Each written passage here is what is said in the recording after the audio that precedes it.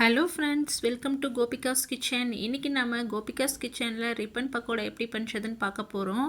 இதுதான் நான் மெஷர்மெண்ட்டுக்கு எடுத்திருக்க கப்பு. இப்போது இந்த கப்பால் 3 கப் நான் கடல மாவு எடுத்திருக்கேன். இந்த மாவு கடையில் வாங்கினது தான்.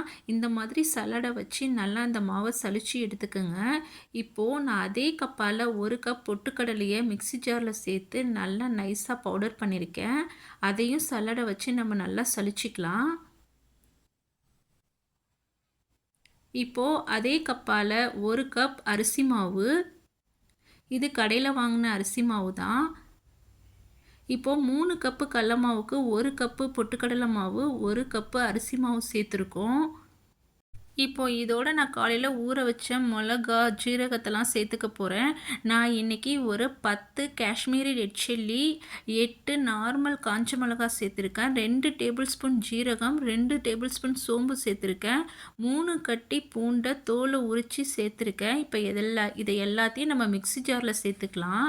இப்போ இதோட ஒரு 2 டேபிள் ஸ்பூன் அளவுக்கு மஞ்சத்தூள், 1 டேபிள் ஸ்பூன் அளவுக்கு பெருங்காயம், தேவையான அளவு உப்பு சேர்த்து நம்ம நல்லா தண்ணி ஊற்றி நைஸாக அரைச்சிக்க போகிறோம். நல்லா நைஸாக அரைச்சிக்குங்க, அப்போ தான் பிழியும் போது அச்சில் அடைச்சிக்காமல் இருக்கும். இப்போ நம்ம இதை நல்லா அரைச்சி எடுத்துகிட்டு வந்துடலாம். நல்லா இந்த மாதிரி நைஸாக அரைச்சிக்குங்க. எந்த அளவுக்கு நைஸாக அரைக்க முடியுமோ அந்தளவுக்கு நைஸாக அரைச்சிக்குங்க. இப்போ நம்ம இதை மாவோடு சேர்த்துக்கலாம். கொஞ்சம் கொஞ்சமாக தண்ணி ஊற்றி நல்லா சாஃப்டான சப்பாத்தி மாவு பதத்துக்கு பிசைஞ்சிக்க போகிறோம். மாவு பிசைய வார்ம் வாட்டர் யூஸ் பண்ணிக்கிங்க. ரொம்ப டைட்டாக பிசைஞ்சிடாதீங்க, நல்லா சாஃப்டாக பிசைஞ்சிடுங்க.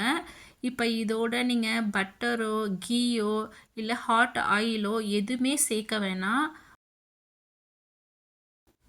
இந்த மாதிரி தேவைப்படும் போதெல்லாம் கொஞ்சம் கொஞ்சமாக தண்ணி சேர்த்து நல்லா சாஃப்டாக பிசைஞ்சிக்குங்க. நல்லா இந்த மாதிரி பிசைஞ்சுக்குங்க. நல்லா கை வச்சாலே நல்லா சாஃப்டாக இருக்கணும். இப்போ இதை நம்ம அச்சில் போட்டு பிழிஞ்சு எடுத்துக்கலாம். இந்த முறுக்கு என் பசங்களுக்கு ரொம்பவே ஃபேவரட். இந்த முறுக்கை என் பசங்க குச்சி முறுக்குன்னு சொல்லி சாப்பிடுவாங்க. அடுப்பில் ஆயில் வச்சு ஆயில் நல்லா மீடியமாக ஹீட் ஆனதுக்கப்புறம் அச்சு வச்சு இந்த மாதிரி நல்லா பிழிஞ்சு விட்டுக்குங்க. நீங்கள் பிழியும் போது நல்லா இந்த மாதிரி பபுள்ஸாக வரும். நல்லா வெந்ததுக்கப்புறம் அந்த பபுள்ஸ் எல்லாமே அடங்கிடும். நல்லா பொரியறது ஃபுல்லாக ஸ்டாப் ஆனதுக்கப்புறம் நம்ம இதை எடுத்துடலாம். ரொம்பவே கிறிஸ்பியாக டேஸ்டியாக இருக்கும். ட்ரை பண்ணி பாருங்கள். அவ்வளோதான் ஃப்ரெண்ட்ஸ், ரொம்பவே டேஸ்டான ரிப்பன் பக்கோடா ரெடி ஆயிடுச்சு. நீங்களும் ட்ரை பண்ணி பாருங்கள். எப்படி இருக்குன்னு கமெண்ட் பண்ணுங்கள். என்னோடய வீடியோஸ் எல்லாம் பிடிச்சிருந்தா மறக்காமல் கோபிகாஸ் கிச்சன் சேனலை சப்ஸ்கிரைப் பண்ணுங்கள், லைக் பண்ணுங்கள். பாய்.